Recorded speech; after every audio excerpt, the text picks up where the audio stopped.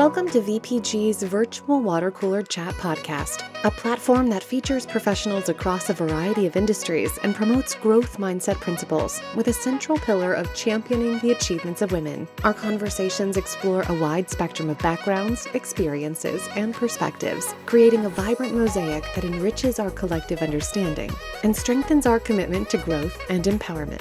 Today, Ashley Cheung, founder of VPG, is speaking with Arthur Uratani, Director of Marketing and Outreach at Bookoff McAndrews. Arthur spends his life doing what brings him joy. As a marketing director at the law firm of Bookoff McAndrews, he handles professional development coaching, branding, graphic design, presentations, pitches, events, digital media, social media, rankings and article submissions, and more. Besides his marketing work, Arthur is also a sculpt instructor and coach, a public speaking coach, and a current board member of the Legal Marketing Association Mid-Atlantic region. Let's get started. Hey Arthur, how are you doing today? I'm doing really wonderful, Ashley. Thank you so much for traveling so far to Ashburn to the live podcast studio for Virtual Water Cooler Chat. So happy to meet you in person. Likewise. It is a pleasure to meet you, and it's only going to get better. We're having Thai food afterwards. Yeah, exactly. Sense of Thai. So I must credit Bree Sulek. She invited me over to her firm, Stern Kessler, for coffee. And then, of course, we both swiping our LinkedIn, talking about growth and everything. And then toward the end, she was saying, there's someone that I really need you to meet. Yes, that would be you, Arthur. So, Arthur, can you tell us a little bit about yourself? Yes. Well, first of all, thank you to Bree. Bree is an amazing person. I follow her on all the social medias. 30-some thousand followers. Oh, my goodness. Yeah. She's more popular than I could ever hope to be. But Bree is fantastic. She's an inspiration to me. Every single thing that she posts, I'm like, I should do that, or I can be a better person, or I can be a better professional. So everything that Bree does inspires me, and I hope to have a podcast that is half as entertaining as Bree's. Well, I actually interviewed her on a podcast. Mm-hmm. I know. Season 1. And that was right after I finished a half day of PTAB annual conference, probably about 2 years ago. Mm-hmm. That was season 1, and Bree was there, and I learned so many amazing things about her. So let's talk about you. Who is Arthur? Okay. Well, I'm not going to start off with my job, because I think most people start off with their jobs, right? You're not your job. Right. Exactly. I want to start off with a little story. This is from my friend, Lily Scott. She is a fitness instructor and a bunch of other things, too. So when she was in elementary school, they played that game where the teacher asks everyone, what do you want to be when you grow up? And she thought she had a really, really good answer. So they went around the room and people said the normal responses: president, astronaut, firefighter, policeman, paleontologist, that's what I would say. And they got to Lily, and Lily was so excited about her answer. And she said, I want to be happy. And the room fell dead silent. After a couple seconds, the teacher's like, no. Honey, you have to pick something. And that broke her heart. And that broke my heart, too, because why are we aspiring to occupations as opposed to sort of mental and emotional states and just being happy and joyful in your life? So what I want to say is I like to consider myself a person who seeks out joy, both for myself and for other people. So there's this concept called Freudenfreude, which is you find joy when other people around you, especially your friends, your family, are happy, are successful. So that's driven a lot of the things that I do in my life, trying to find more and more Freudenfreude. The opposite, of course, is Schadenfreude, which I do get a little bit of joy out of. It's when people you don't particularly like aren't doing so well, and you get a little bit of joy out of that. I try not to get too much Schadenfreude out of life, but Freudenfreude is what I'm looking for. Do you also want me to tell you what I do? I can say that too. I could ask that question later, but okay. I like to explore this a little bit because most of the people, like you said, they identify by, especially in the legal space, right? Mm-hmm. I'm a partner, I'm an associate, I'm a case manager. Well, you're also Arthur, I'm also Ashley. So I really like that. It might have to do with the fact that you practice yoga or you're a yoga instructor. We will explore that a little later. But I just had another episode before that had a couple of young Gen Zers. I like to actually assign book assignments for review to my kids. I call them my kids. I say, okay, this month, due on the 15th, I need you to review Ikigai. Because I think after college, people just don't read, you know? I've gone through cycles. Well, I mean, I didn't have a chance to read when I was in litigation. Because I barely have time to sleep. Oh, my goodness. You know? Now, can you talk a little bit about your cultural origin? Were you born in the States and you are Japanese American? I was born in the States. I was born at Sibley Hospital in D.C. Oh, my brother goes there all the time. It's a wonderful hospital. He goes there all the time because he has to work there. Oh, okay. I was going to say, why does he have to go Sibley. there? I hope it's not because he needs the help that Sibley provides. But yes, okay, he works there. What is he, if you don't mind me asking? He does trauma equipment sales. So yes, I was born at Sibley. I grew up in Silver Spring, Maryland. And my parents, my dad is Japanese and my mom is from Hong Kong. It's a wonderful mix to have because Japanese food is fantastic. Yes. And Hong Kong food is fantastic as well. Cantonese food is fantastic. So I've led a very charmed life. I've eaten a lot of good food. I forget what the original question was, but that's a little bit about my background. I'm really liking this because did you know that I'm originally from Hong Kong? I know. We talked about it briefly. Because it's also Yes. on my profile. If you're ever in Hong Kong, when I'm in Hong Kong, we have to go out and eat. There's nothing like dim sum back in Hong Kong. Yeah, the ones here are not so great these days. And I haven't been back since 2019. I haven't been back since probably 2015, 16. It's been a while.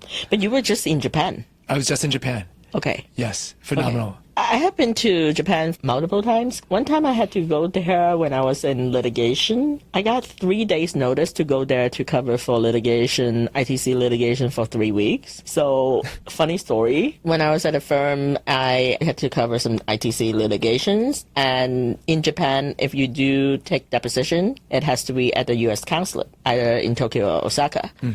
So, we also have to apply for deposition visas for attorneys, anyone that is going in, and the charges are pretty phenomenal, not in a great way.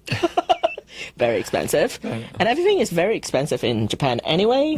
Now the currency conversion is a little bit better. Now but is the best time to go. yeah, now is the best time to go. I mean, except for the flight. So I have a group of witnesses that I need to get, like witness binders and different thing. And I have a team of attorneys that are going, covering the clients there, and it's a tech guy in Japan. So I got 3 days notice and said that you need to go there and cover for like a couple of weeks. Well, my dad is already passed. So my mom, she lives with me, but she does not drive. So my biggest concern after figuring out about all the witness binders and everything, I went home, start packing, and I told my mom, I said, would you like to come to Japan with me? She was like, how long would I be? I said, well, I would guess 2 weeks, or maybe longer, but 2 weeks. Because I don't want to leave you at home by yourself. Right. And then she was like, okay. And so I text my boss and I said, hey, I'm going to pay for everything that my mom is going to be. She's only going to be staying in the same space. And I still do the work. We have extra help. So he was like, okay.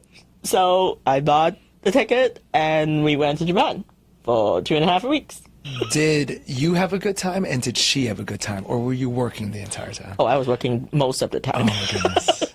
But it was like in August, and August, Japan is so hot and humid. I know. And I literally just worked from the morning until at night. We did still some moments Okay, good. to do it. It's not like 24/7, but there's a lot of things that had to, a lot of logistics. Traveling is one of the things that I really do enjoy. So Arthur, you graduated from McDonald's School of Business at Georgetown, and you are currently in legal marketing. Yep. Share with us your journey. So I went to the University of Wisconsin at Madison for undergrad, and I majored in poli-sci. I was of the mind that I wanted to become a lawyer at some point. So I started working for a law firm after that. I was working for Hogan and Hartson, which is now Hogan Lovells. Yes. And I found out along the way that maybe marketing would be a little bit more fun. So I switched to the marketing department, and I've been doing that ever since. It has been a fantastic ride. While I was at Hogan, I had wonderful people surrounding me. I still keep in touch with a lot of them, but I was a little bit siloed. So what I did was I went to McDonough, Georgetown, for night classes, and afterwards I just spread my wings a little bit. So I left Hogan. I appreciate everything that they did for me. But again, I was a little bit siloed. And I went to Bookoff McAndrews, which is where I am now. And at Bookoff, at BOMIC, I can do everything. And if you want to know what marketing people do, especially generalists, we do events, we do communications, we do digital media, we do social media, we do coaching of internal teams, which is one of my favorite things, coaching on being more effective communicators, coaching on being better public speakers, being better networkers, social media influencers, all these sort of things.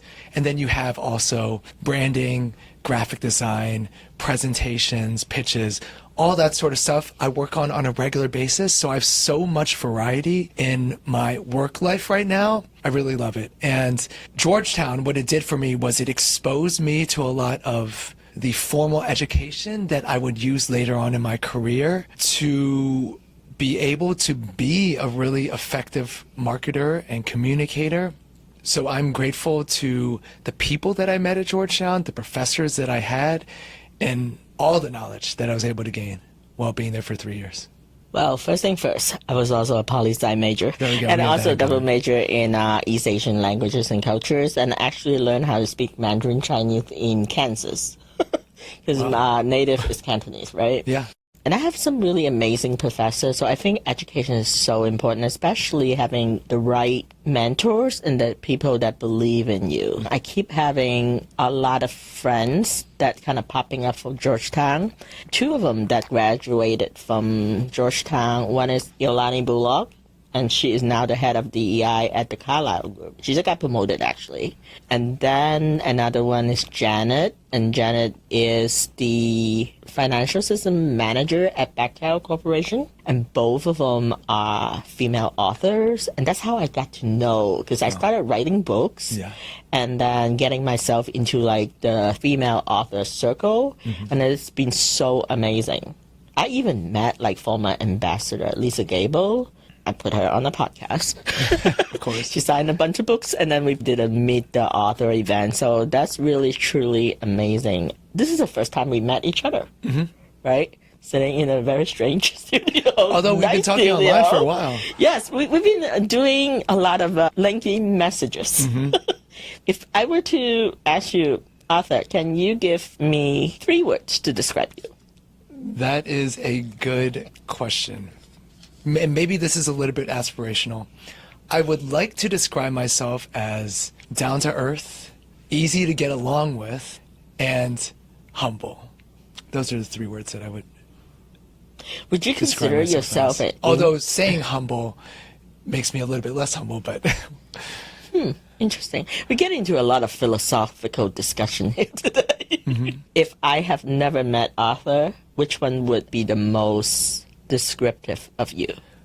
hopefully easy to get along with. I feel like I have just a lot of friends, a lot of people that I've connected with, that I have great relationships with. So I would pick out of those 3, easy to get along with. I've actually been studying a little bit about personal branding. I've actually gone through the process with McNeil. Yeah, wonderful interview, by the way. Oh, thank you, thank you.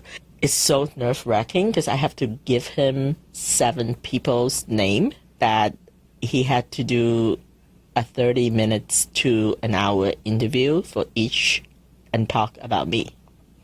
And it's completely confidential in the sense that I don't know who's at what. I could guess after I look at the results. There's a lot of discussion about personal branding on the internet. Some are accurate, other are not so much. You know, when people usually talk about personal branding, they probably think that they are like, oh, how do I personal brand myself? It's not even about that. It's about your reputation out there. So do you want to talk about your understanding or your thoughts on personal branding?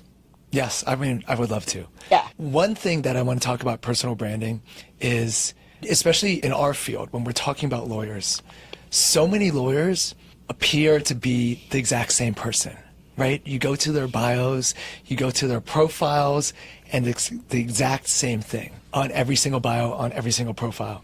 So what I recommend to everyone is to showcase your personality, showcase your hobbies. Now, there are a lot of different benefits that you get out of that.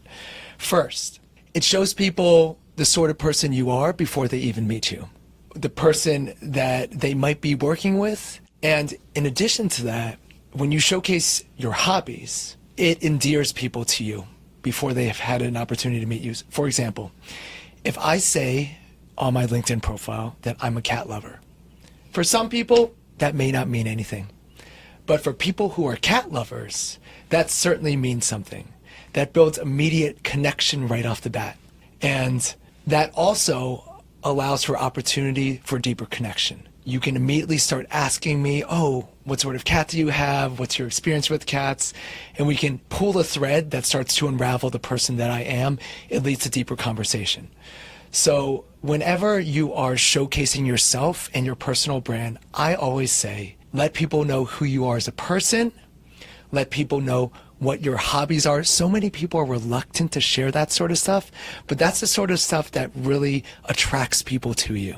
We were talking about Kung Fu Panda earlier today, Master Shifu and Master Oogway and the quotes that they have. The fact that I know that you love Kung Fu Panda makes me like you even more. I watch all of Kung Fu Panda. Right. I get my life inspiration from Master Shifu and Oogway. Exactly. So when you are able to insert those little bits of yourself into conversation or into your bio or into your profile, it makes a huge difference. One really funny story that I'm thinking about is that I was traveling with my mom to Italy, or maybe Paris, actually. My aunt lived in Paris. So my mom's first name is Po, P-O. Mm-hmm. So the people at France, we were talking and trying to get her situated, get the tickets and everything. And then they were like, what's her name? And I said, Po, like the Kung Fu Panda. Oh, so they all laughed. And my mom always think that I'm making fun of her. I said, but you're famous. Everybody know you. I like how you kind of talk about the personal branding.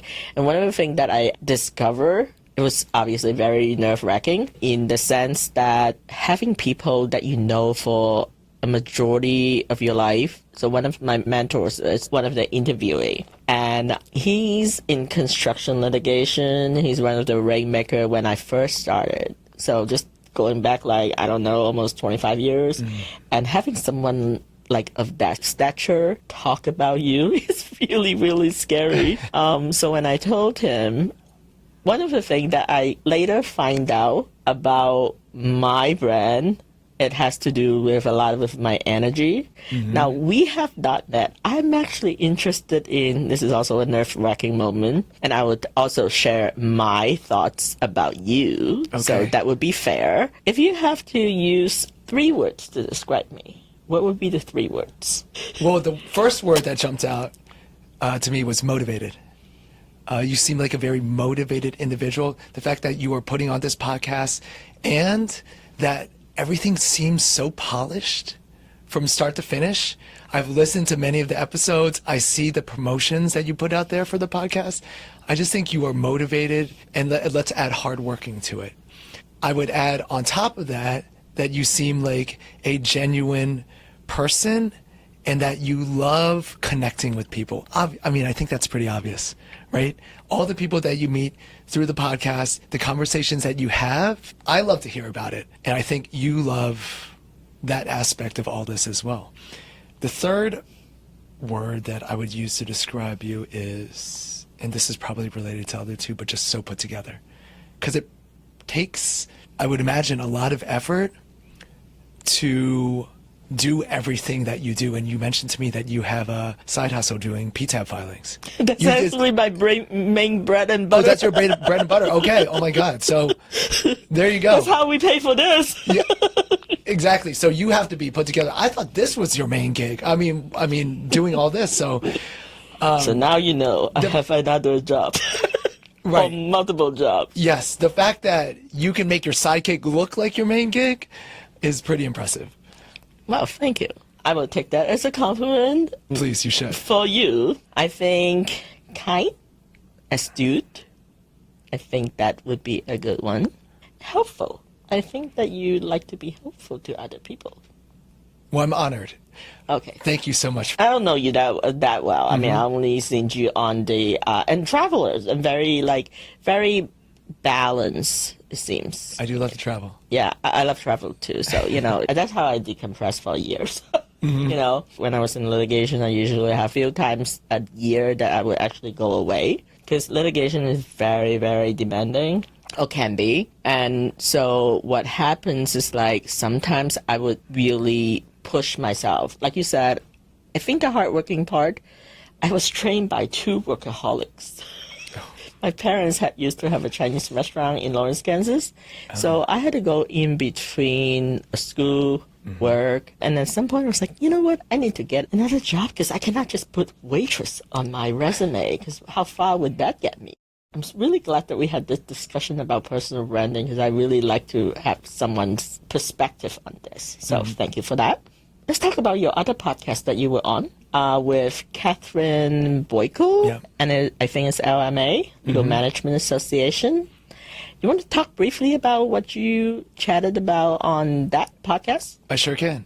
We were talking about likability on that podcast, and there's something that I forgot to mention on that podcast that I do want to mention now. One of the keys to likability, and I won't even spoil it yet, but basically what I wanted to talk about on that podcast was there was a study done somewhat recently. I heard this from Vanessa Van Edwards. I love Vanessa Van Edwards. Oh my goodness, I take so many things from her. Oh my gosh, she's amazing. So you may have heard of this before. There was a study done somewhat recently where researchers were trying to find out what sort of people are the most likable.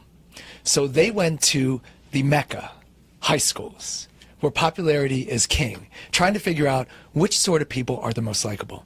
And if you're anything like me, you'd probably think, oh, it's the most attractive people. It's the most athletic people. It's the most charismatic people. It's the funniest people. Actually, it was none of those. Far and away, the people who were the most likable had the longest list of people that they themselves liked, which is an awesome conclusion to come to because it shows that you are in control of your own likability. If you can find ways to like other people, you in turn will be more well-liked. So that is the one thing I didn't talk about on that podcast with Catherine that I wanted to talk about that I forgot to talk about. I love Vanessa Van Edwards because before we were talking about people don't read enough, and when I was in litigation, I barely have time to sleep. So I obviously did not have a lot of time to read. So I started my company about 5 years ago, and one of the greatest things is having the time to read and listen to podcasts. I would not call myself the most self-confident person, I think internally. Externally, everybody tell me otherwise. So I was like, well, I guess, I hate the word fake it till you make it. And actually, Vanessa Van Edwards really do not like that either. Yeah. So there's Maria Florio and my friend Sasha Stroud, when I said, oh yeah, but a lot of people fake it till you make it, he completely have a conniption. But I recall when I was at the legal ops conference in Vegas and we were putting stuff together, he came in to support me, flew in on his own dime. That's pretty nice. I have a lot of people that do things on their own dime, right? That's how much people like you. We had that prep session. It was nerve-wracking. It was my first time to present as a moderator in front of a legal audience, in a conference setting, right? And it's at Fontainebleau, Las Vegas, nice hotel. I'm probably going back this year, and so I put together a panel, and there's people through Adapt.legal. I asked him, I say, if I can put together this panel and get you as one of the speakers, would you come? He was like, well, let me know when you have that. And then I don't hear from him because he's busy. And then so at some point, it's go time. And his assistant was telling me that, well, okay, he's going to come. And I was like, can you give the flight information and everything? So we had an 11 a.m. panel. He flew in at 9 a.m. And he only seen my, 15th draft of the presentation. And I had to prep the other panelists because he does this for a living. Yeah. I don't, right? So 9 o'clock, he texts me. He's like, just arrived at Vegas airport. I'll see you soon.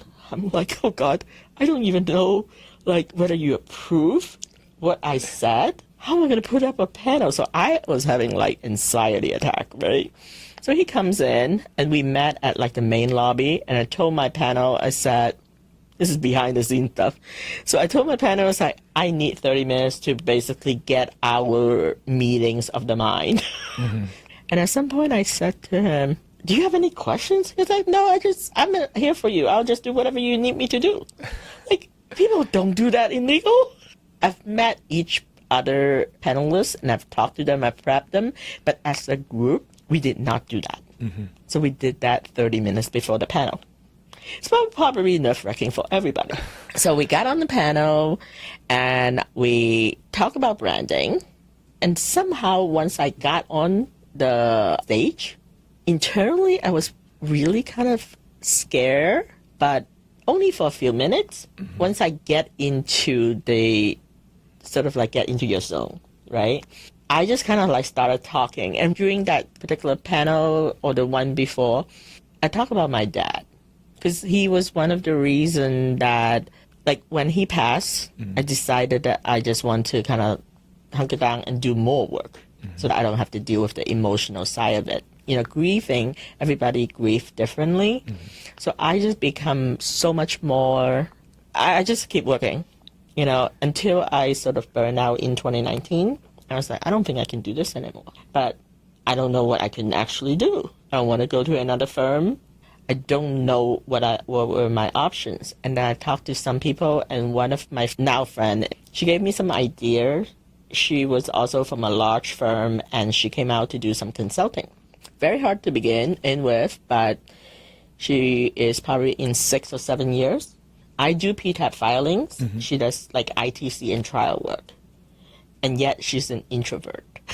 So funny. And she's so good at what she does. And I mean, she was just very honest in terms of like, well, this is what you would do. This is what you would do. I said, how do you set your rate? I said, this is what I think. But hey, you know, people will pay whatever they will pay. And so I hid behind my company for about 5 years. Maybe 4 years. I wasn't comfortable talking about myself, and I could do work. I am one mean filer.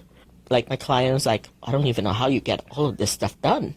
But at the same time, I think this is such a growth journey. Mm-hmm. I don't think that I liked myself for the longest time, which is really kind of sad, huh? Yeah. Like, my mentor said to me, I have never seen you aesthetically happy.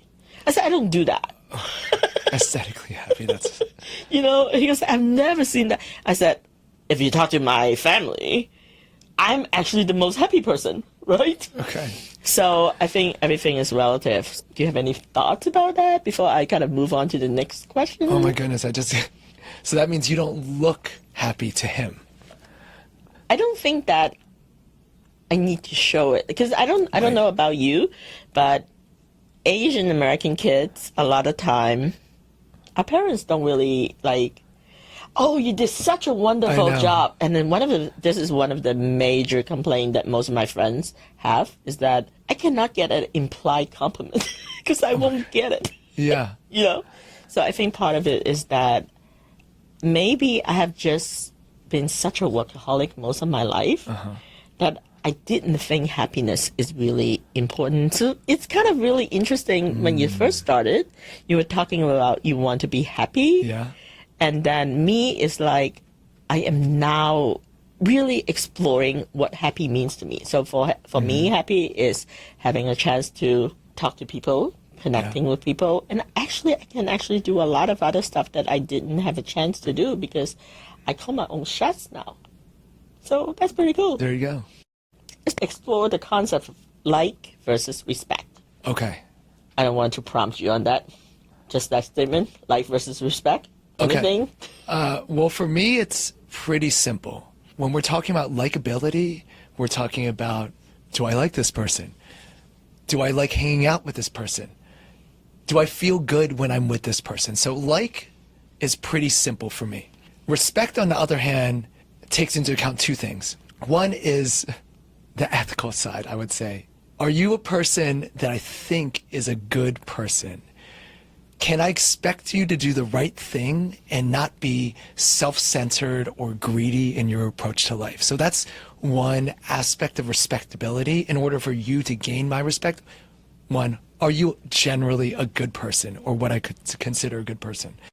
The second part of respectability for me is, can I expect you to get the work done? And this is within a professional context, or even, within a personal context. Can I expect you to get the work or whatever needs to be done with little hand holding to a level of quality that would impress me? Liking you is one thing. I can like you and not necessarily respect you. I can respect you and not necessarily like you, but I think the sweet spot is obviously if you get both of those things put together. It's interesting. I think that, a lot of people, especially on social media, they are striving for the likes. Mm-hmm. You basically, in my opinion, is that you're externalizing your internal values to other people. Yeah, that is right? true. That is true. Yeah. And you also, I think respect is so much deeper. You can like someone, but you don't have to trust them. But for me, to respect someone, I have to trust that person. Okay. So for you, it's together. For other people, it's not necessarily. I don't know I'm not other people, so I don't know what they think. Mm-hmm. But for me, I cannot respect someone that I don't trust. Yeah. I can like someone that I don't trust. Yeah. Mm-hmm. What do you think about that? I think we had the same distinction, though. Oh, okay. Because I was like, Also, I can like you, but not respect you / trust you. I can respect / trust you, but not necessarily like you. So I think we have the same interpretation, just said a little bit differently. Yeah, I think I interject the element of trust. Yeah. So let's talk about that, maybe in the context of leadership. I'm a huge fan of servant leadership. I know in the past it's been the leader is the boss. You do what the boss says. But obviously that concept is changing a lot. To be a leader means that you are here in service of others. You are here to help others.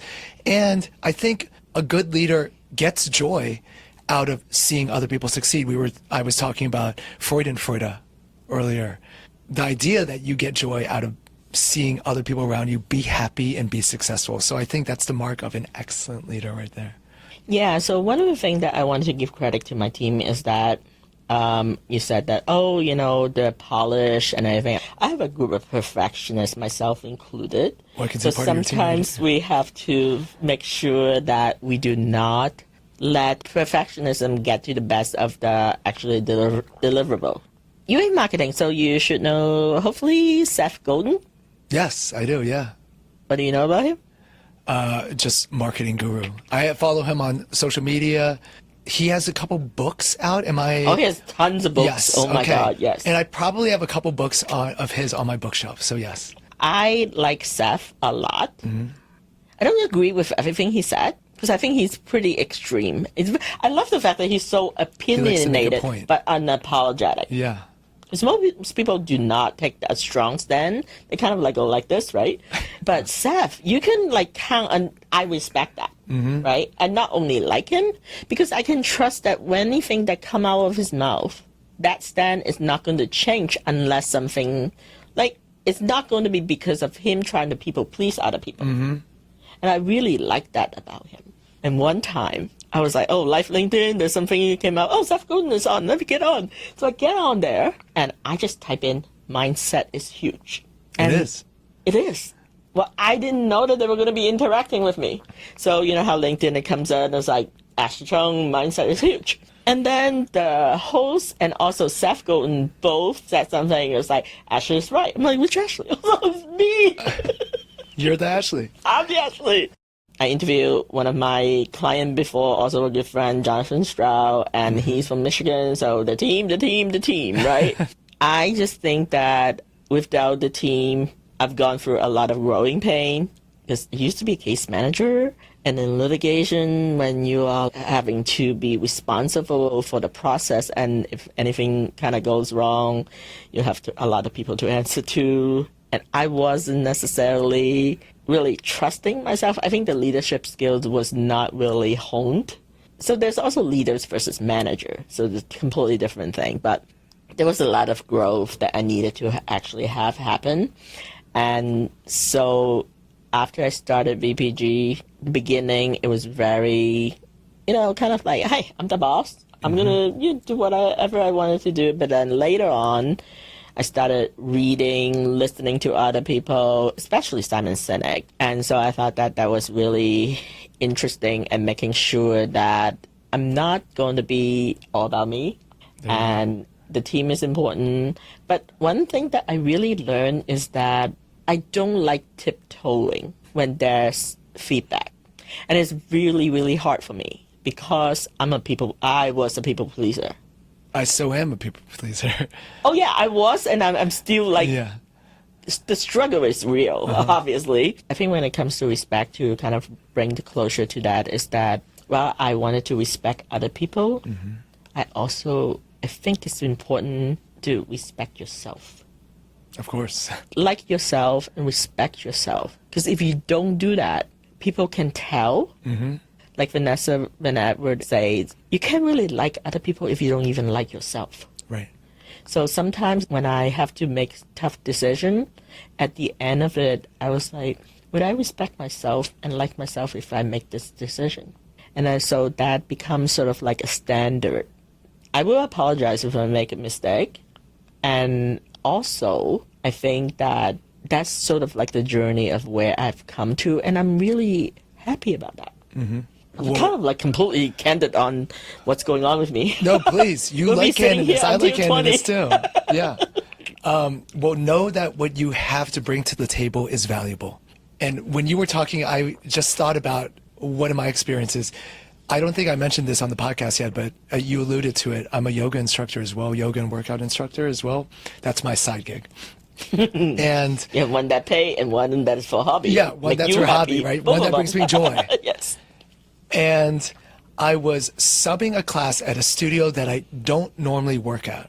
And there was a guy in the class, and he came up to me afterwards, and he said, I don't know if you remember me. I didn't remember him. But I took your class 3 years ago, and you got me into crow pose for the first time, and it completely changed my practice. And I want to thank you for that. That is a little bit of a humble brag, but the reason I'm telling you that story is because you don't know or you don't remember the impact that you have on other people, but they certainly remember the impact that you've had on them. So let's relate it back to leadership.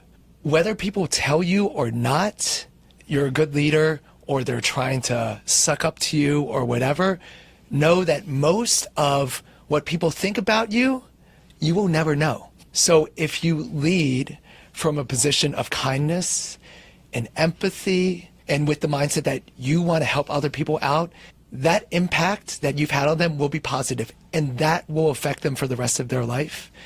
You may never hear about it.